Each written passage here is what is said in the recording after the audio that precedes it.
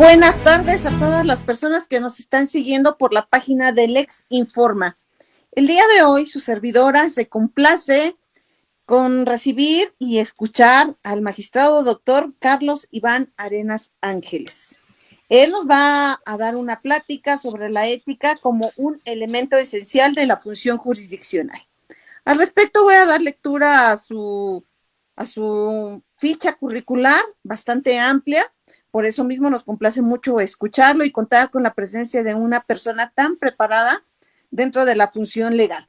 El magistrado Carlos Iván Arenas Ángeles es morelense, nacido en Cuernavaca, egresado de la Facultad de Derecho y Ciencias Sociales de la Universidad Autónoma del Estado de Morelos, con la licenciatura en Derecho, con grado de maestría en Derecho Constitucional por la Universidad Anáhuac, doctorado honoris causa por la Facultad Interamericana de Litigación, Asociación Civil, Universidad de la Barra Interamericana de Abogados, por lo que tiene más de 25 años de ejercicio profesional y continúa en la fecha en la preparación y participación de diversos cursos, foros, diplomados, congresos nacionales e internacionales, tanto como asistente y ponente, inclusive en la labor docente. La labor como servidor público la inició el 1 de enero de 1991 con el cargo de actuario en la Junta Local de Conciliación y Arbitraje. Posteriormente, entre otros cargos, se ha desempeñado como presidente de la Junta Especial de Conciliación y Arbitraje del Estado de Morelos, con sede en Cuautla y Cuernavaca, Morelos.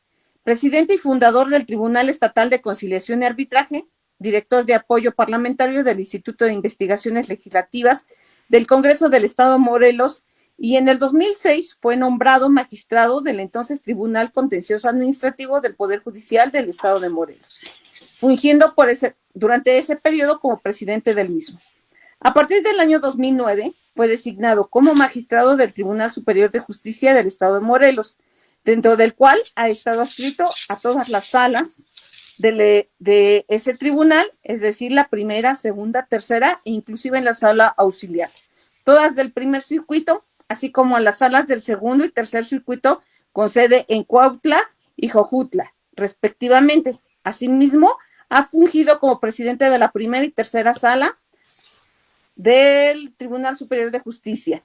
En enero del 2019 a la fecha se encuentra adscrito como magistrado integrante de la segunda sala del primer circuito del Tribunal Superior de Justicia del Estado de Morelos, de la cual actualmente funge como presidente.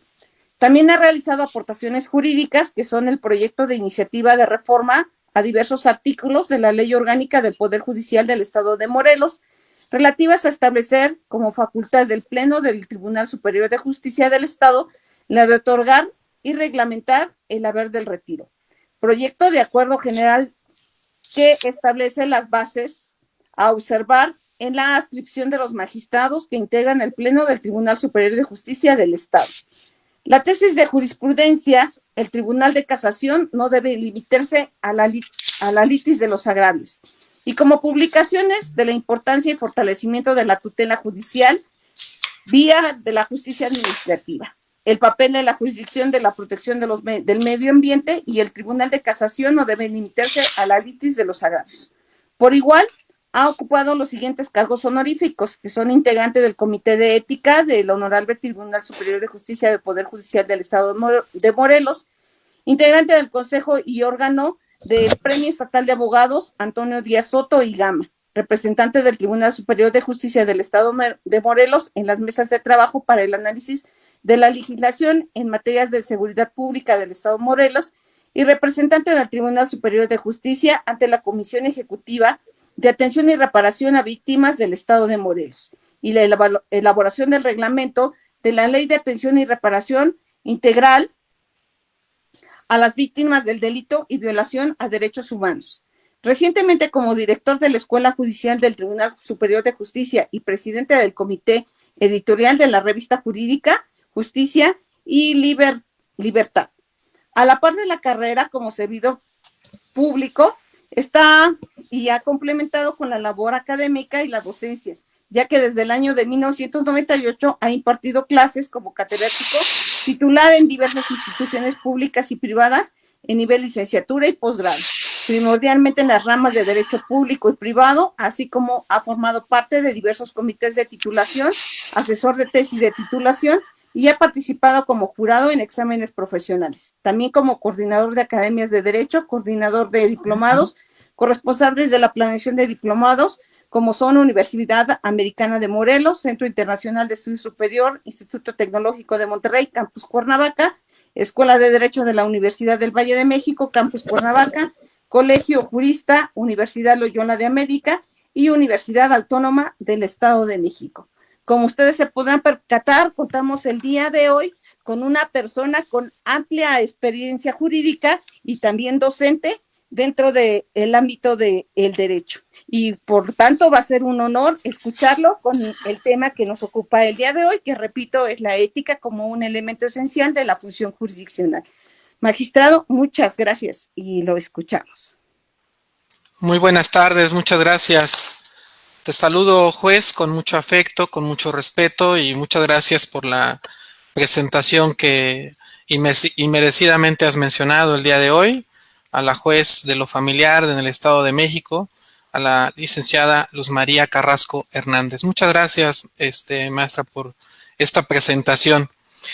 Bien, desde luego que hablar de la ética es un tema complejo.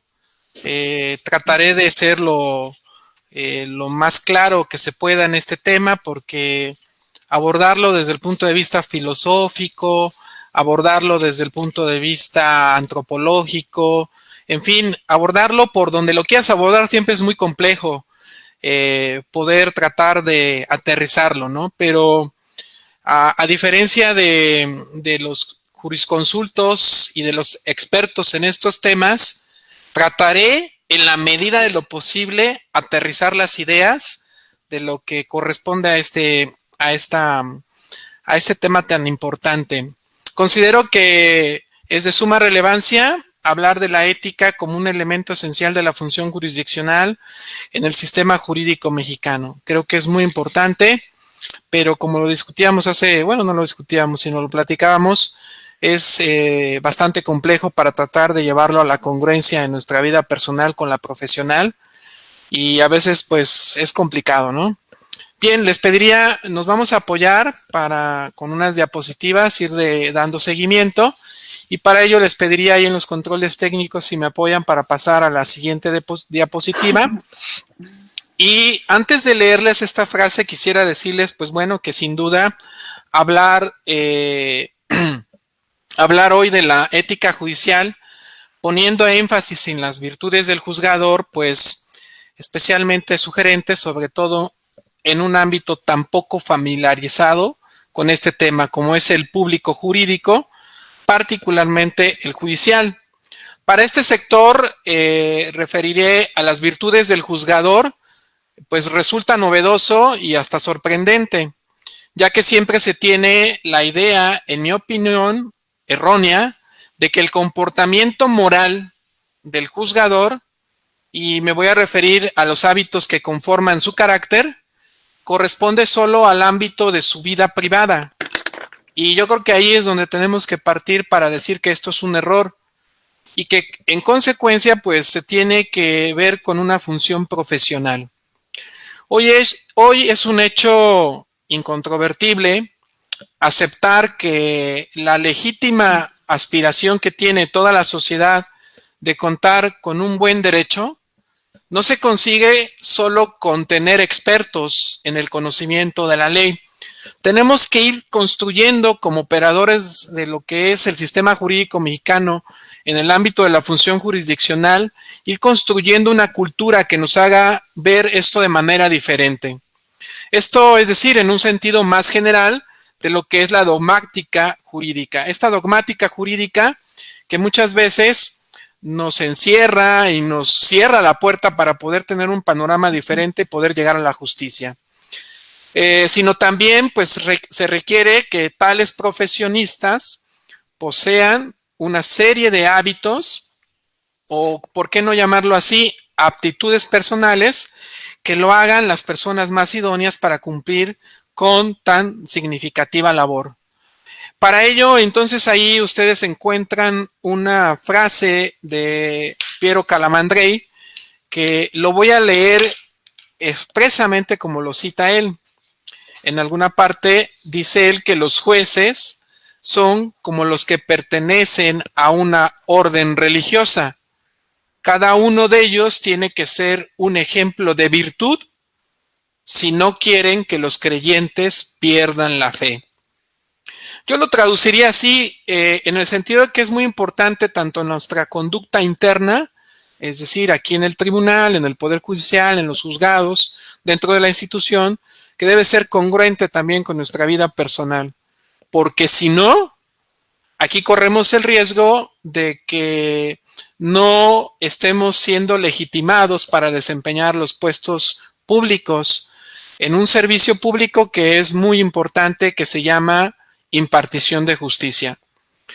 Y bueno, pues por fortuna lejos están los días en los que se consideraba que la ética personal del juzgador era reservada al ámbito interno y hasta secreto del agente. De modo que se poseía incluso tener una vida privada no moral siempre que se cumpliera en forma eficiente con su trabajo profesional. O sea, hay quienes piensan que yo me puedo comportar adentro de mi oficina de una forma y pues ser muy correcto, muy profesional, hacer valer la independencia, la autonomía y darme el lujo posteriormente de irme con mis amigos a la cantina, ¿no? Es ahí donde viene esta parte en donde, pues si queremos que los creyentes no pierdan la fe en nosotros, pues tenemos que ser congruentes, ¿no? Y ahí es una situación muy, muy compleja, ¿no? Entonces, a propósito de lo anterior, considero, y por ahí voy a citar algunas partes de algunos libros que se han leído, en donde es interesante lo que postula en un artículo un profesor, Jorge Malem, que se formulaba la siguiente pregunta allá en Argentina, ¿no? Donde yo escuché que él decía en este artículo, a partir de una pregunta que dice, ¿pueden las malas personas ser buenos jueces? Qué interesante pregunta, ¿no creen? La respuesta parece obvia para quienes defienden una postura relativista de la moral. En cambio, quienes creen, como yo, en una moralidad objetiva, porque muchos piensan que la moralidad es subjetiva, la respuesta también es obvia. Las malas personas no pueden ser buenos jueces, como tampoco pueden ser buenos en ninguna actividad que tenga como referente central la dignidad de la persona humana y el bien común. Pero volvamos a hacernos otra pregunta. ¿Por qué se vuelve a hablar hoy de ética? Podríamos hacer también un segundo planteamiento. ¿Cuál ha sido la razón de esta rehabilitación moral en el caso del derecho? Particularmente la relativa a la función judicial, que es la que me voy a permitir tratar de platicar esta tarde con ustedes. Me parece que antes de dar una respuesta a la anterior pregunta, es necesario tener como antecedente el reconocimiento de un hecho que se presenta como evidente. Desde hace tiempo somos testigos de la crisis existente en el ámbito cultural moderno y de la minusvaloración de la ética como disciplina práctico-orientativa respecto de las otras materias prácticas. Creo que a nadie escapa lo anterior, como algunos han sentenciado. El tiempo por venir será ético o no será. Refiero yo el caso particular del derecho. Creo que se pueden ofrecer al menos 4 respuestas a las preguntas anteriores, de las cuales haré una mención rápida por ser explicadas detalladamente más adelante. La primera podríamos calificarla como científica y tiene que ver en su aspecto general con la crisis del positivismo jurídico y en su aspecto más específico con el fuerte cuestionamiento de haber privilegiado la dogmática jurídica por encima de la vida práctica y la realización del derecho. La segunda puede denominarse político-social y tiene que ver con la necesaria confianza que ha de brindar los órganos encargados de impartir justicia entre los justiciables. Es decir, aquí yo he expresado una frase donde decimos que los jueces se legitiman con sus sentencias. Como se sabe, sin confianza en nuestras instituciones, en caso las encargadas de administrar justicia, el propio sistema político-social llegaría a colapsarse ligada a la respuesta anterior, ¿no creen? La tercera sería de orden propiamente ético-político, esto es, la de que en un Estado democrático y de derecho, los tribunales han de refrendar su legitimidad a través de una actuación apegada a criterios de parámetros éticos, los cuales no pueden dejar de observarse bajo el riesgo de una ilegitimidad manifiesta. Finalmente, una última respuesta, de las que anuncié que eran 4, la proveniente es lo que ya por ahí ustedes debieron haber escuchado, los que ya tienen algunos años en esto, el libro blanco, ¿no? Aquella famosa reforma judicial que fue impulsada por alguna época por la Suprema Corte de Justicia de la Nación, la cual motivó la aparición de una serie de códigos de ética o documentos análogos, los cuales recogen, desde luego, un conjunto de principios y virtudes dentro de los cuales el juez ha de ejercitarse si realmente desea alcanzar la excelencia de un desempeño profesional. Ahora, en cuanto a la búsqueda de un mejor juez, se exige, desde mi punto de vista, formular la siguiente pregunta. Entonces, ¿cómo vamos a lograr ser un buen juez? Bien, pues déjenme decirles que la doctrina, sobre todo la extranjera, ha discutido mucho sobre este punto y ha propuesto diferentes modelos éticos para la función judicial, sin que hasta ahora haya una postura dominante en un modelo único. Pero como lo dice Atienza, se ha llegado a aceptar una idea más o menos común. Sin duda, cuando hablamos entonces de un buen juez, pensamos en términos análogos a cuando pensamos en un buen ciudadano. Esto es, en un hombre que no solo cumple con sus deberes cívicos, por ejemplo, pagar impuestos, ¿no? Sino también en un hombre que va más allá del mero cumplimiento de tales deberes.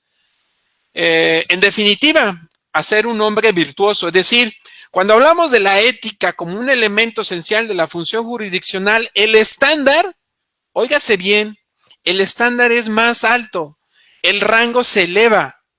Y es ahí donde precisamente, pues, estamos obligados a pensar que esta es una tarea muy, muy difícil y muy compleja, ¿no? Entonces, así, a más de ser un buen ciudadano, debe de ser, en mi opinión, una buena persona. De este modo, un buen juez sería aquel que, además de cumplir con sus deberes, los que generalmente se encuentran establecidos y señalados en los textos legales, considerar que se esforzará en el cultivo de las virtudes, que son las que trataré de explicar en unos minutitos más adelante, pero también de los buenos hábitos que redundarán en beneficio de una persona y de su trabajo. Bien, en definitiva, ser un buen juez significa algo más que cumplir unas normas, como lo señala Manuel Atienza, ¿no? Después de la crítica, el relativismo moral, hoy se hace cada vez más necesario un cierto objetivismo ético, el cual, desde mi punto de vista, puede alcanzarse enseñando o recordándole a los jueces que hay una serie de virtudes, hábitos y principios morales que forman su carácter y que no pueden ser dejados de lado al realizar su labor jurisdiccional. Hoy más que nunca la actuación ética de los jueces, como la de cualquier otro servidor público, interesa a los ciudadanos, y eso se debe en gran medida a la infinidad de casos en donde se violan o simplemente no se observan los principios éticos en quienes tienen encomendada una de las funciones más importantes dentro de la consolidación del Estado de Derecho: impartir justicia y, en definitiva, servir a la sociedad. Sin embargo, no es novedoso afirmar que en gran medida la desconfianza que hoy se tiene en cuanto a la administración de justicia se debe en gran medida a la pérdida de confianza de los ciudadanos en las instituciones jurisdiccionales, principalmente la de los tribunales. No hay confianza en las instituciones, pero esto no refleja sino un hecho real. Hay que estar conscientes de ello. Yo diría, esto es ético reconocerlo. La falta de ética de los jueces es la falta de ética de la sociedad también en general. Es de sabios también reconocerlo. Por eso se sigue con mayor urgencia la rehabilitación de esta materia y particularmente la ética de las virtudes en la labor del juez. Bien, con esto con esta pequeña introducción, le pediría si me apoyan para cambiar de página, para poder entonces hablar antes de lo que está aquí, de lo que sigue, para comentarles una parte que me parece muy importante y que podemos partirlo de una pregunta, ¿no? ¿Cómo la ética influye en la confianza de la sociedad? ¿Se dan cuenta? Ahí es muy importante considerar que este tema es muy importante para recuperar la credibilidad y la confianza. Si bien es cierto, el juez se legitima con sus sentencias, pero estas sentencias, este actuar del juez, debe de ir acompañado de valores, de principios y de virtudes. Entonces, ahí podríamos terminar para afirmar que el Poder Judicial es un pilar de la democracia, porque se tiene que tener la credibilidad y la confianza en el Tribunal Superior de Justicia. Que se escuche fuerte y claro lo que voy a decir. Sin justicia no hay paz social. Por eso me atrevo a decir que el Poder Judicial es un pilar de la democracia. Si la sociedad no encuentra justicia, el siguiente paso de la sociedad es organizarse para conflictos armados. Entonces, esta parte me parece muy importante y para ello entonces pediría que una vez que hemos hecho esta relatoría de un preámbulo, pasemos a la siguiente diapositiva para hablar de las virtudes cardinales y trataré de dar unas nociones generales para su comprensión. Si me apoyan, por favor. Ahí están, ustedes las pueden empezar a ver. Hay una pequeña explicación y voy a tratar de ir abundando en ello. En este punto, como en muchos otros de la filosofía práctica, habrá que volver a Aristóteles y a los continuadores de tan rica tradición. Estos han proporcionado una explicación detallada y rigurosa del apartado teórico de las virtudes, aunque ellos no hayan sido los primeros ni los únicos. Por lo que aquí interesa, se ofrece una explicación general de lo que en dicha tradición clásica se conoció como virtudes cardinales. No las pierdan de vista. Ya en aquella época los filósofos nos hablaban de virtudes cardinales. Las virtudes cardinales, déjenme decirles, que son las que sirven de base y fundamento a las propias del juzgador, como intentaremos comprobarlo. En esta parte de mi exposición, sigo la explicación sobre el tema de las virtudes en la concepción aristotélica que ofrece Joaquín García Huidobro en el magnífico libro Filosofía y Retórica de el Justnaturalismo. Cambiamos, por favor, a la siguiente diapositiva. Para ello vamos a hablar entonces de una prevención digna de considerar. Aquí, antes de entrar en la explicación detallada de cada una de las virtudes, quizás sea conveniente hacer una prevención que es importante. Se debe reconocer, como lo dejamos establecido más arriba, que el objeto propio de las virtudes pertenece al ámbito del razonamiento práctico. A ver si me explico. Se refiere a aquello que ordena al hombre a la acción, siendo un operable, singular y contingente. Para ello, entonces, me formularía una pregunta. ¿Qué se requiere decir con esto? Significa que todo aquel asunto que exige un ejercicio virtuoso se presenta de muchas formas diversas, ¿sí? Nunca igual ni del mismo modo. O sea, ¿qué quiero decir? Que en ningún caso podemos establecerlo como una fórmula donde A más B nos va a dar C. Definitivamente en ningún caso en el razonamiento práctico de la ética nos va a permitir llegar a esa conclusión. Se sabe así que lo contingente libre cambia y sucede con dependencia e intervención de la voluntad humana, lo cual puede orientar y modificar el curso de varias maneras.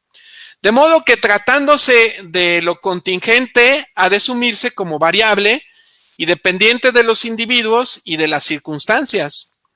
Reconocer lo anterior ayuda entonces a ubicar en sus justas dimensiones el papel que juegan las virtudes en el hombre que las practica. Óigase fuerte, en el hombre que las practica, es decir, ahí volvemos al tema de la congruencia, ¿no? O sea, puedo saberme de memoria el código, puedo haber tomado un curso de inducción, puedo haber tomado inclusive hasta un doctorado, pero pues a ver, ponlas en práctica, ¿no? Aquí viene lo difícil. De este modo, entonces, no debemos pensar que aquella persona que se ejercita en ellas puede siempre ofrecer una respuesta a los diferentes problemas que se le plantean, sino que tal respuesta dependerá fundamentalmente no solo del problema mismo, sino sobre todo de la praxis que en el ejercicio virtuoso se tenga y de la experiencia adquirida en ella. Hoy en la mañana un amigo me platicaba de los ejemplos de la ética que ponen en el Instituto de la Judicatura Federal. En los cursos de justicia laboral les ponen énfasis en el tema de la ética y coincido con él porque es muy importante y les pediría que lo reflexionáramos para que al final, en el periodo de preguntas y respuestas, ustedes pudieran obtener, o bueno, yo más bien escucharlos a ustedes. Vamos a pensar que el auditorio que me escucha, ustedes son jueces, y voy a poner el ejemplo que ponen en el Instituto de la Judicatura Federal, como lo dije. Ustedes son jueces, tienen que resolver y dictar una sentencia en 3 días, pero les toca un fin de semana, pero resulta que tienen la invitación personal para acudir a una boda del mejor amigo, ¿no? De ustedes, el cual pues ya habían agendado mucho tiempo atrás, ¿no? Aquí la pregunta que tiene que ver con la ética es si la ética te da para que tú profesionalmente digas, pues bueno, no me voy a la boda si no termino la sentencia, ¿no? O la otra pregunta sería, voy a la boda y si me queda algo de tiempo y no me emborracho y no estoy crudo y tengo la capacidad para tener la cabeza fría, pues la dicto en el domingo y a lo mejor no me sale bien y tiene que estar lista, pues no sé, el martes o miércoles para poderla notificar, ¿no? Este tipo de preguntas pueden decir ustedes, oiga, pues esto es absurdo, ¿no? Sí, porque es muy difícil tratar de guardar una congruencia entre lo ético profesional con mi ética de lo que es en la vida privada, es decir, mi función como juez afecta las funciones o en mi ámbito social. Por ahí se dice en muchas ocasiones que el juez se debe de apartar de todo esto porque se debe dedicar de tiempo completo, y en esa carta que se dirige de un magistrado que ya está retirado a un juez que nombran a su hijo juez, pues le dice que no sabe si felicitarlo porque la verdad acaban de acabar con su vida privada, ¿no? Entonces, este tipo de interrogantes nos vamos a formular en las cuestiones de ética, ¿no? Y miren que es difícil la respuesta, pero me gustaría escucharlos, ¿no? ¿Qué harían, no? Lo anterior se ve con claridad entonces en la labor específica del juzgador, pues resulta claro que las herramientas con las que se trabaja, y me refiero, entre otras cosas, a la documentación ofrecida por las partes y a la misma ley, no son nunca especialmente claras.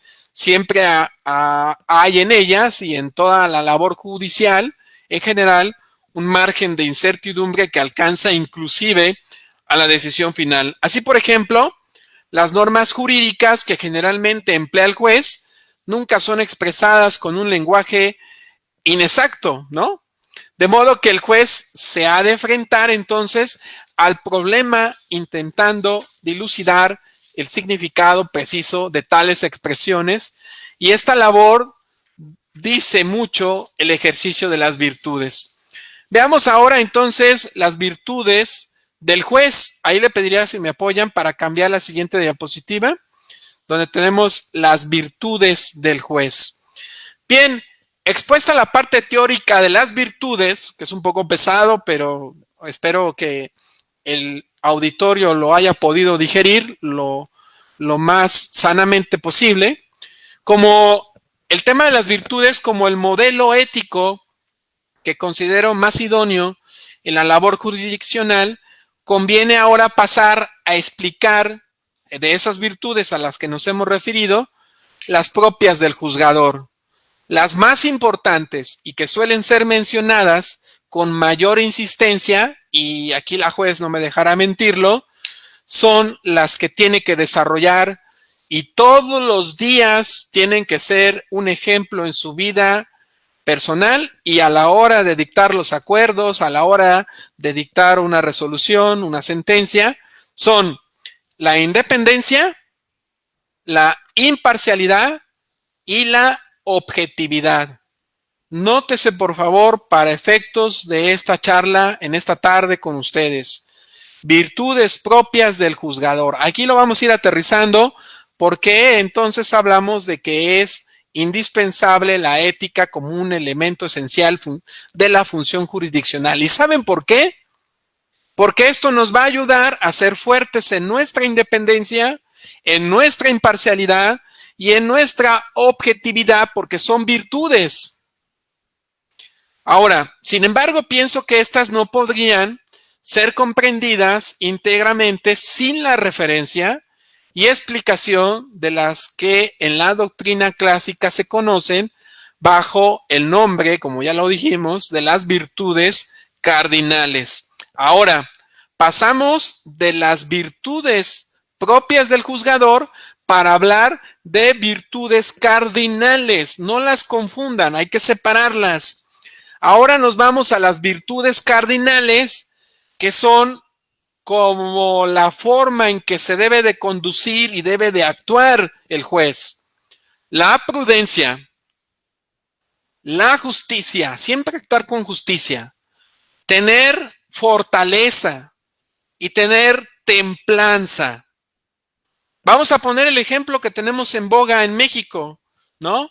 De este juez que otorga una suspensión contra la ley en el tema de la energía que promueve el Poder Ejecutivo. Pues déjenme decirles que este juez ha ejercido a cabalidad las virtudes cardinales y ha ejercido las virtudes propias del juzgador, porque con esto, a pesar del discurso político en el que fue inmerso la sociedad en este debate jurídico, bueno, ojalá hubiera sido jurídico, perdón, pero aquí el juez demostró la verdadera independencia, la imparcialidad y la objetividad con la que se debe de conducir el poder judicial para lograr el equilibrio de los poderes del Estado, en donde se frena el ejercicio del poder político a través de un análisis de constitucionalidad, de convencionalidad, que es importante, y en las que demostró este juez a cabalidad las virtudes cardinales al mostrar la fortaleza y la templanza. Yo siempre he dicho, cuando hablo de la templanza, es como aquel objeto que se pone o se expone, por ejemplo, un objeto caliente al frío o al agua. El objeto no puede perder, ni modificarse, ni alterarse, ¿sí? Si no tiene templanza. es decir, sea frío o caliente, se mantiene. Y la fortaleza implica jueces valientes. Eso es precisamente cuando deben de ejercer las virtudes cardinales. Y regresamos al tema de esta charla, la ética como un elemento esencial de la función jurisdiccional.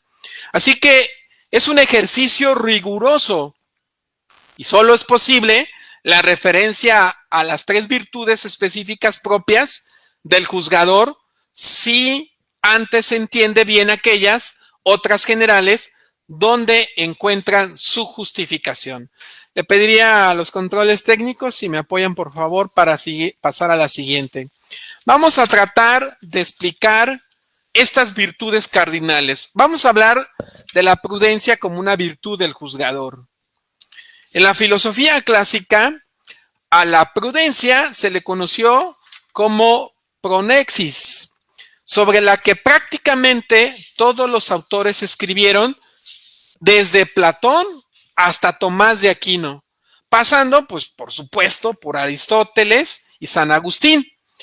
Todos ellos la explicaron como una de las 4 virtudes cardinales, y para todos, esta fue la más importante de todas ellas, lo que podríamos decir su propia condición. Sin embargo, el mundo moderno la ha despreciado, distorsionando su original significado o dándole un papel de poca importancia en la reflexión moral, como Kant. Perdón para los seguidores, pero para quien esta virtud es, fíjense, y no lo digo yo, o sea, él así lo ha definido, que es un amor inteligente o hábil hacia uno mismo. Dice, por ejemplo, en la fundamentación de la metafísica, que las costumbres, y voy a citarlo textualmente como él lo dice en su libro, ahora bien, la habilidad en la elección de los medios para el mayor bienestar propio se puede denominar prudencia en el sentido más estricto. Ya en la tradición clásica, la importancia de esta virtud ha sido señalada claramente por la doctrina al establecer, y lo voy a citar claramente como aparece, la prudencia es la madre y el fundamento de las restantes virtudes cardinales: justicia, fortaleza y templanza. Es la mamá de todas, que en consecuencia solo aquel que es prudente puede ser, por añadidura, justo, fuerte y templado. Entonces, si en este auditorio me están escuchando jueces, magistrados y aquellos que se dedican a la judicatura, la madre de todas las virtudes cardinales es la prudencia. El juez debe de ser un hombre prudente. A tal grado expone el realce que llega a afirmar sin reparos que un hombre solo puede ser calificado como bueno, fíjense bien, puede ser calificado como bueno cuando ha sido prudente. De este modo, la prudencia ocupa así un lugar preponderante en la reflexión de los hábitos buenos. En este sentido, no se cometería ningún error si se afirmara que sin prudencia el resto de las virtudes simplemente no se podría explicar. Pasamos a la siguiente, por favor. Voy a tratar de explicar en una primera acepción y en una segunda la prudencia. Y la primera acepción es la prudencia como deliberación. Siendo la prudencia entonces parte de la razón práctica, como lo habíamos dicho en el preámbulo, lo mismo que el resto de las virtudes anunciadas, rige la actividad humana hacia un fin. Fíjense bien, y su objetivo será el modelo de orientar dicha acción hacia lo que el hombre debe de realizar para hacerse bueno. De parte del hombre se exige, por tanto, entonces la realización de una acción que lo conduzca y oriente en la consecución de un fin, de un bien o de ciertos bienes humanos considerados como buenos, que en el caso del derecho sería la determinación de lo que es justo en el caso concreto. Pasamos a la siguiente, que sería la segunda acepción, por favor, si me apoyan. Entonces, la prudencia como prevención. Prudente entonces significa como ver a lo lejos. Es ciertamente perspicaz y prevé a través de la incertidumbre de los sucesos. La prudencia se refiere así a tener una posición anticipada. Hay que prevenir, o sea, hay que ser prudentes.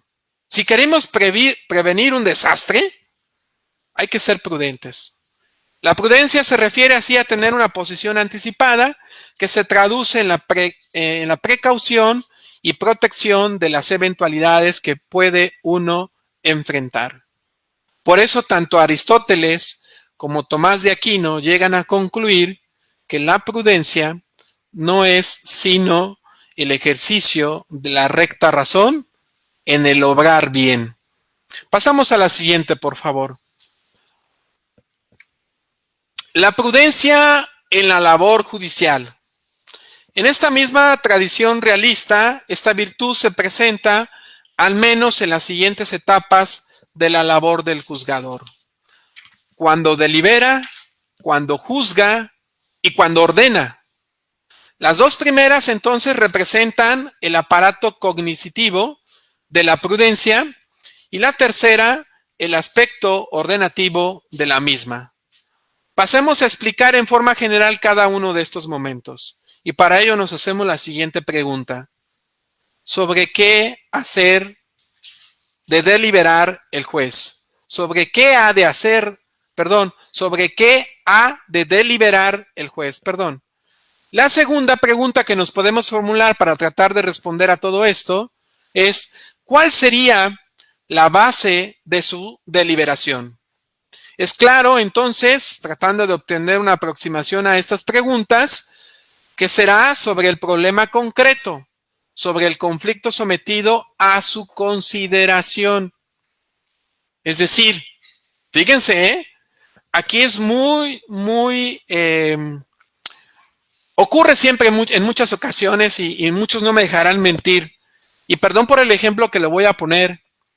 A veces nos piden manzanas y dictamos una sentencia de piñas. Eso no es ser prudentes. Y ahí generamos un conflicto que no fue sometido a nuestra consideración. Tenemos que analizar un tema de competencia y nos metemos a un tema de si la interpuso en plazo o no la interpuso en plazo. Espérame. Por eso es muy importante que seamos prudentes, ¿no? Para prevenir otro tipo de conflictos. Y esto ocasiona, por ejemplo, que se generen recursos y más recursos y más recursos. Y nosotros mismos vamos enredando el sistema. Así, en un primer momento es necesario deliberar para saber si hay realmente un conflicto que amerite entrar al análisis detenido y reflexivo, por parte del juez. El bien deliberar se reflejaría entonces discerniendo si existe o no el problema jurídico, porque somos muy dados a meternos a cuestiones en donde ni siquiera la litis era eso, y hacemos un problema jurídico donde ni siquiera lo hay. Por eso debemos de ser prudentes, ¿no? Hay que prevenir todo este tipo de cuestiones. Aquí entonces el juez prudente entra al análisis del caso concreto, ubicando perfectamente bien el dilema jurídico. Por favor. Esto es muy importante. Y comprobando la existencia de la litis en cuestión. Para ello es necesario resaltar y distinguir aquellos hechos que son relevantes para el derecho de aquellos otros que no lo son. ¿Se dan cuenta de la importancia en la función judicial? ¿Por qué debemos de ser prudentes? ¿Por qué debemos prevenir precisamente para que no ocurra esto? ¿Ven cómo sí lo podemos llevar a la práctica? No son cuestiones de moralidad subjetiva, Son objetivos los temas. ¿Sí? Pasamos a la siguiente, por favor. Vamos a hablar de la virtud de justicia en la labor del juez. Yo les pediría en los controles técnicos que me dijeran cómo voy de tiempo, si me pueden informar. Magistrado, llevamos 45 minutos. ¿Cuánto me queda, perdón? No mucho, pero Bueno. lo seguimos escuchando.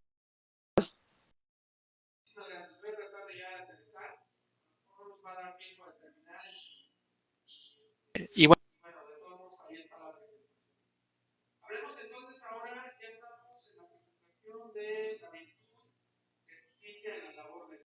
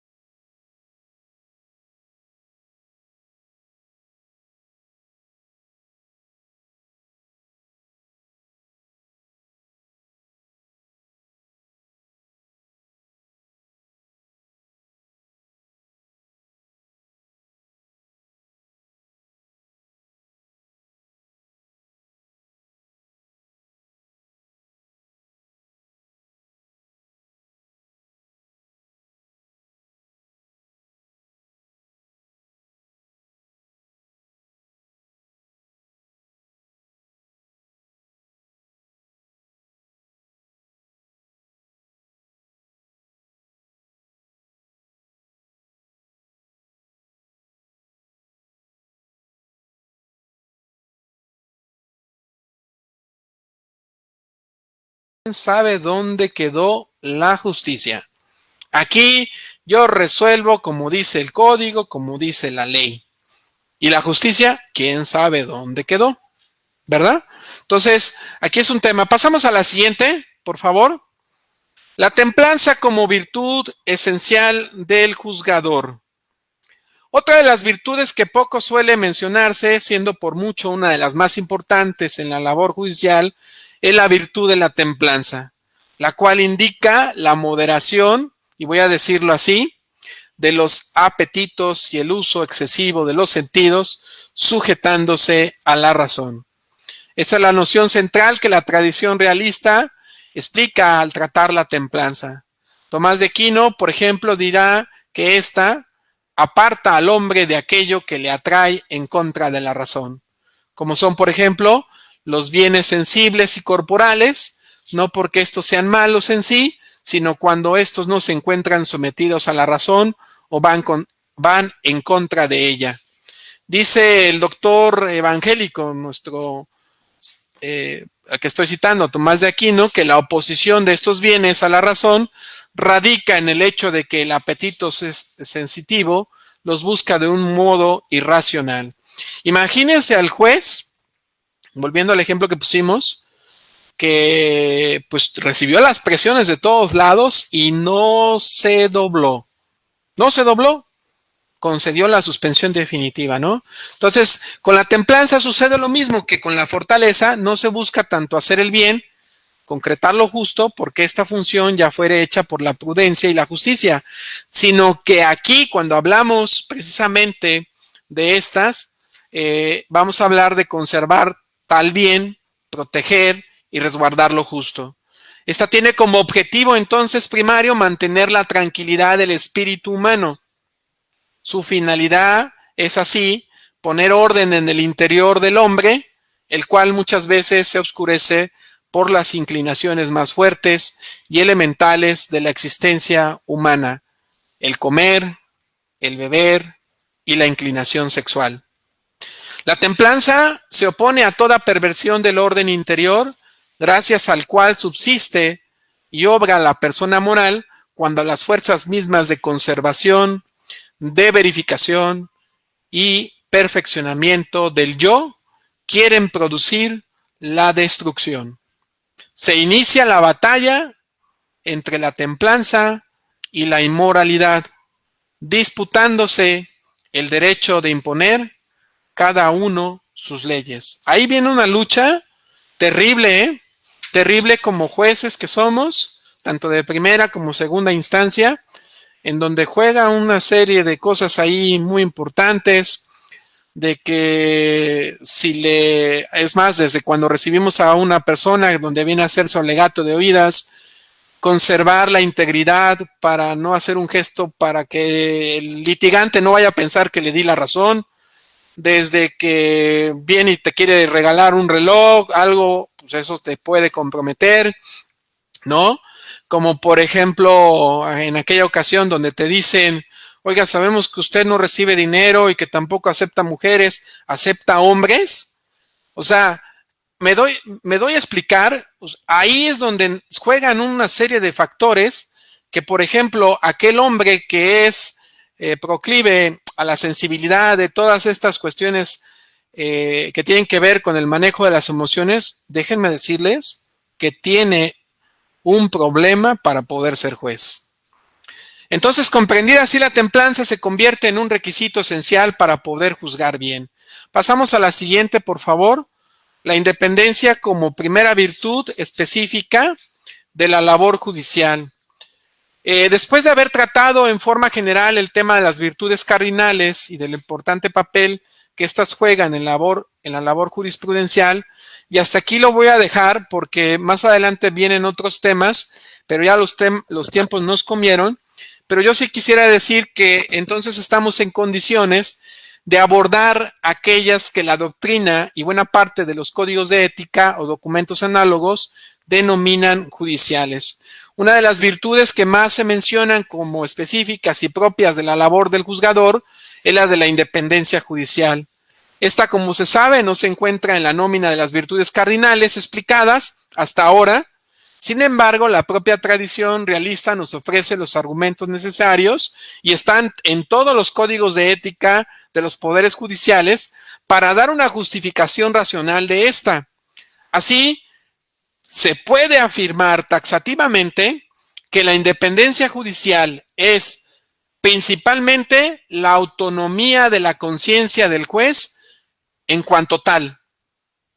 Comprendida la conciencia como aquel dictamen o juicio de la razón práctica que establece la conformidad del acto humano, es decir, razón y voluntad, con el bien o lo justo, objetivamente hablando, en el caso específico que le toca resolver.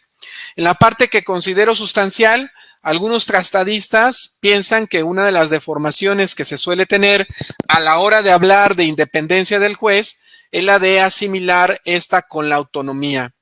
Muchas veces se oye decir que es independiente el juez que actúa desde la propia convicción, aproximado, creo indebidamente, la independencia a la autonomía. La propia convicción, la autonomía, puede justificar al sujeto moral, pero me parece claro que no tiene sentido interpretar el poder normativo del juez como un poder para que el sujeto titular del mismo pueda realizar su autonomía. Que quede muy claro esa parte.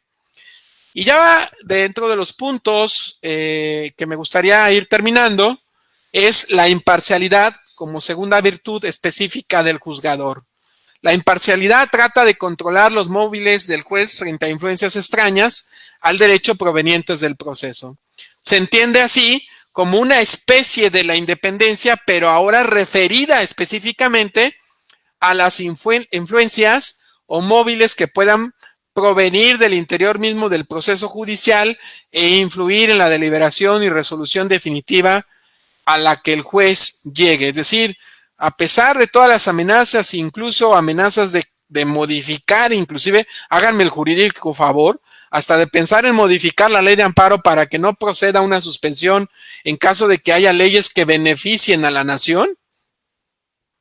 Por favor, el ejercicio del poder en la división de poderes establece claramente que ese equilibrio está en el poder judicial. Quien logra hacer el análisis de ponderación de este tipo de deliberaciones de argumentación jurídica es precisamente el poder judicial. La conciencia moral, entonces, del juzgador reflejada en su razonamiento prudencial ha de estar inmune de cualquier influencia o motivo externo que provenga del proceso mismo. De este modo, entonces, el juez ha de evitar que tales factores puedan llegar a determinar de manera sustancial y definitiva en su decisión final. No se quiere decir con esto que el juez no valore en forma personal lo positivo o negativo de las acciones de las partes. Entonces, aquí es una parte muy importante y ya estamos por terminar, para entonces hablar de la objetividad. Yo le pediría si me apoyan para poder entonces hablar de la objetividad. Ya pasamos la imparcialidad, la que sigue, por favor. Ahí está, el tema de la objetividad. Muchas gracias. Probablemente la virtud más compleja a tratar sea la de la objetividad. Es relativamente sencillo darse cuenta cuando se está delante de una violación a la independencia e imparcialidad del juzgador. Creo que esto es muy claro, pero no lo es tanto saber cuando se está delante de una contravención a la objetividad, ya que esta, se da en el ámbito interno de la persona, ya que la objetividad como virtud judicial es la actitud que ha de asumir el juez para rechazar las influencias o motivos que en su fuero interno puedan conducirle a tomar una decisión, que tienen que ver con los ejemplos que acabo de poner, que están más apegada a dichas motivaciones que al derecho. ¿Sí? Entonces, con esto termino mi intervención, agradeciendo a todos el tiempo y su disposición. Ahí quedó pendiente pues hablarles de algunos temas que tienen que ver con el código modelo de ética judicial para impartidores de justicia, que hablan de los principios. Ay, si me puedes hacer favor de ponerlo en la diapositiva, por favor. Si me apoyas, la que sigue. No, te regresaste. Ahí están. Estos son los compromisos, el compromiso institucional, la transparencia, la eficiencia, la responsabilidad, la prudencia de la que hemos hablado. Quiero decirles que la mayoría de los códigos de ética de los poderes judiciales abordan muy bien estos temas, que pues ya son muy específicos y que la juez Luz María pues no me dejará mentir, nos los meten por todos lados, ¿verdad? y constantemente hay que estar ahí, y perdón por la expresión que acabo de hacer, pero es una realidad. A ver, compromiso institucional, vámonos con el tema de la transparencia, de la responsabilidad, del profesionalismo, y todas estas están ahí en el código. Y bueno, yo nada más quisiera concluir entonces mi intervención para decir que cualquier Estado democrático de derecho que busque vivir en Constitución debe de cumplir con buenos jueces, debe de contar, con buenos jueces, que además de ser peritos en la ciencia jurídica, observen una conducta ética. Así que los ciudadanos tienen derecho, y que se escuche fuerte y claro, por favor, tienen derecho de exigir una justicia impartida por personas íntegras, comprometidas con los principios y virtudes del juzgador. Hasta aquí, justicia y libertad. Muchas gracias. Muchas gracias, magistrado. Es un honor escucharlo a usted y hacer la siguiente reflexión. En el momento en que recibimos el nombramiento para juzgar a nuestros semejantes, recibimos la gran responsabilidad y el gran compromiso de ser ejemplo hacia la sociedad. Como usted nos está mencionando, y creo que en nuestra vida diaria, siempre debemos de regirnos con valores, valores, valores, valores. Sin ellos, yo creo que la sociedad no funcionaría y cuanto más un juez. En la actualidad tenemos, o sea, estamos a la vista de todas las personas tienen en su mano un teléfono celular y ese teléfono celular nos expone, nos va a exponer públicamente y hacia la sociedad. Y qué forma tan penosa de ser expuestos el que un juez no sea congruente, no sirva las virtudes que tan atinadamente nos ha mencionado el día de hoy sobre independencia, objetividad, imparcialidad, y seamos expuestos.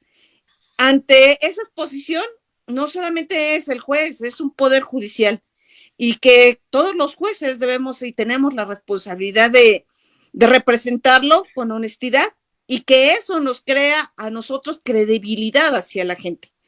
Es una tarea difícil que tenemos todos que asumir en nuestra tarea de juzgadores. Cierto es que en eso nos ayudan también los litigantes, que primeramente nosotros como abogados tenemos nuestros puntos éticos que nos los formaron desde la escuela y que posteriormente todavía tenemos que ser más estrictos al ser nombrados jueces. Usted nos mencionaba los códigos de ética o el código de ética modelo. Yo aquí le preguntaría si simplemente tener esos códigos de ética es suficiente y seguirlos para ser un buen juez o ser un juez congruente. Esa pregunta yo le realizaría.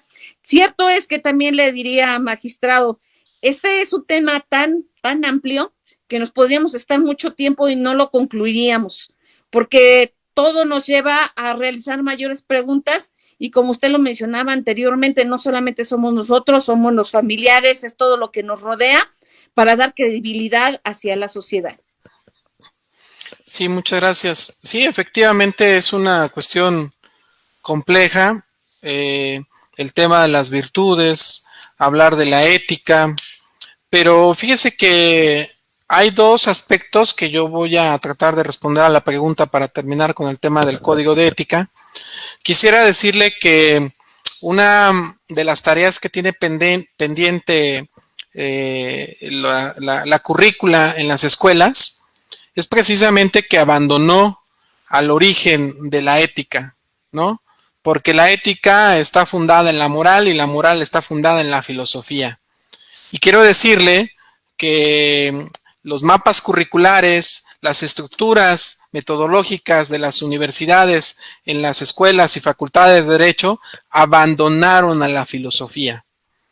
Y la formación que hoy recibimos todos los futuros abogados y a la hora de ya ejercer la profesión, es como alguna vez por ahí alguien me dijo que la moral era un árbol de moras, ¿no? Y sí me explicó, o sea, es una cuestión muy compleja, pero también está la otra parte, ¿no? Donde en el hogar, en la familia, en la sociedad, pues abandonamos mucho esto. Entonces, solamente es una cuestión de cultura, va más allá de educación, ¿eh? Es un tema de cultura en donde, pues no sé, es una cuestión que se tiene arraigada, como por ejemplo en algunos países, en donde usted, por ahí alguna vez escuché a un locutor de un medio de comunicación, Pedro Ferriz de Con, ¿no? Que decía que él se quedó sorprendido que en Japón, y voy a poner este ejemplo, para que veamos qué tipo de sociedad hay, ¿no? Estaba lloviendo y todas las personas llegan y ponen su paraguas antes de entrar al restaurante, ¿no? Cuando tú sales del restaurante, tú sabes que vas a encontrar tu paraguas. Entonces, hay personas que a veces olvidan el paraguas porque ya dejó de llover, te vas platicando, vas con la chocha, vas platicando, y resulta que llegas a tu casa y días después te acuerdas que el paraguas, ¿dónde está, no? Pues que con el compadre, que en la casa, que en el trabajo, que en el coche, y lo empiezas a buscar y llegas a la conclusión de que probablemente lo dejaste en el restaurante. Pues resulta que tú puedes llegar a ese restaurante allá, en aquella región, y ahí está tu paraguas. Quiero preguntarles si eso ocurriría aquí en México, No, ¿no? no.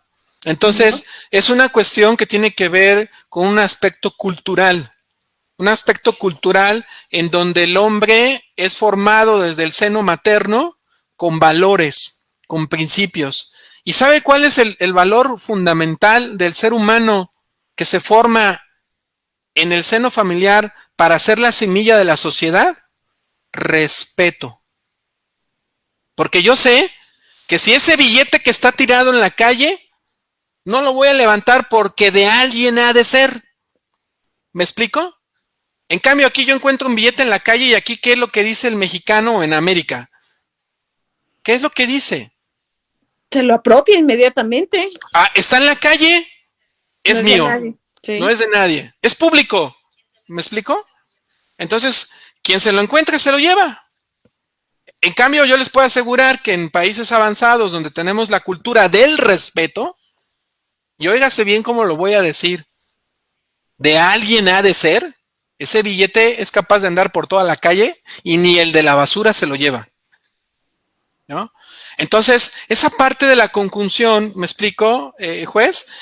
En la deficiencia que tenemos en la formación académica, donde nos forman, donde se hace y se procesa ahí al futuro abogado, y la deficiencia que tenemos en la casa frente a la sociedad, y además, respondiendo a su pregunta, ¿es suficiente conocer el código de ética? No, claro que no es suficiente. Yo puedo conocer el código, puedo conocer la disposición, pero soy experto en torcer la aplicación del derecho.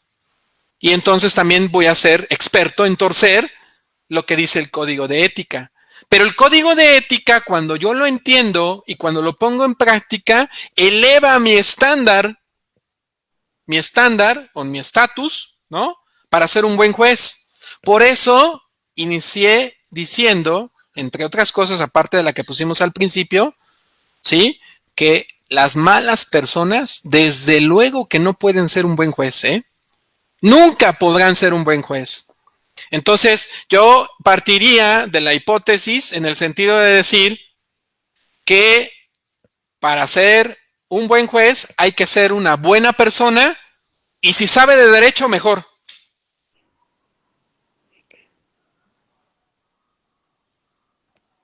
Pues, magistrado, se fue el sonido. Ah, Ah, no tengo. ok. Bueno, Lucy Martínez nos pregunta dentro del chat cuál es la diferencia entre un ¿Se fue el principio de sonido? valor y una virtud. Perdón, a ver, ¿me repite, por favor? Lucy Martínez nos pregunta cuál es la diferencia entre un principio de valor y una virtud. Sí, esto tiene que ver precisamente con lo que platicábamos. Los valores ahí están. Son, por ejemplo, los que tenemos en el código de ética, son un modelo a seguir, pero ya las virtudes son propias, internas, en las que yo tengo que desarrollar ciertas aptitudes como la templanza, ¿verdad? Como lo es la prudencia, la fortaleza. Y es ahí donde podemos hacer la diferencia, ¿sí? Entonces, con esto creo que podríamos dar respuesta a lo que se está planteando. ¿Usted considera, magistrado, que son suficientes las sanciones que imparten los poderes judiciales hacia los juzgadores? Bueno, hay diferentes tipos de responsabilidad en la que puede incurrir un servidor público del Poder Judicial. Van desde administrativas y estas pueden ser de tipo de disciplina, pueden ser de carácter económico, pero déjeme decir que aquí entramos en un conflicto porque en el sistema jurídico mexicano hay un choque, ¿no? Hay un choque de trenes porque hablando al tema que a mí me corresponde, podríamos decir, ¿la ética entonces es sancionable? No debería. Ah, pues bueno, pues resulta que sí debe de ser sancionable. Aquí en nuestro sistema lo que tenemos es precisamente que partimos de la idea de que tenemos un código de ética, pero ¿de qué me sirve si no lo van a sancionar al juez, al magistrado, al servidor público, porque haya incurrido en alguna condición que se califique por una comisión o un comité de ética y pues no va a haber ninguna sanción, ¿no? Entonces déjeme decirle que sí debe de haber una sanción. Debe de haber una amonestación, por ejemplo, que debe de ser privada y que ya cuando se va a hacer público se puede traducir sin dar el nombre.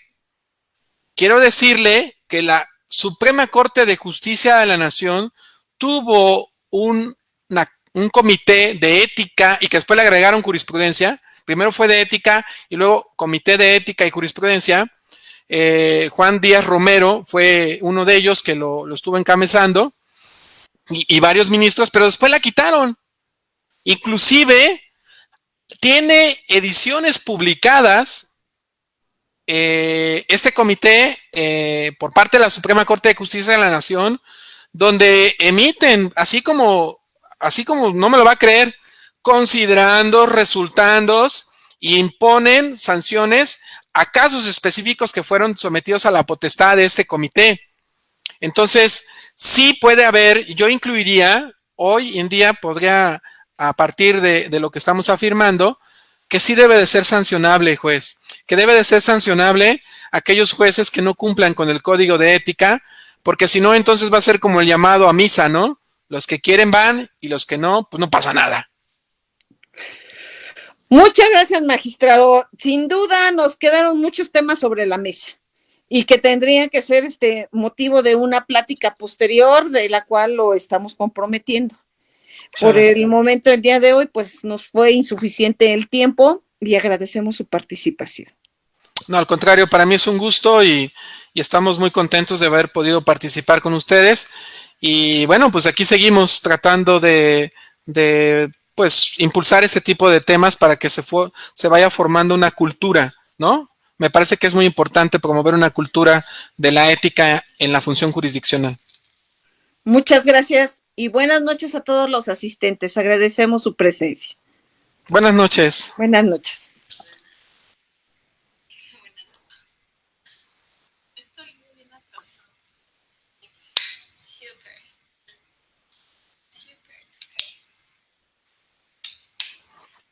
Hasta luego, que estén muy bien.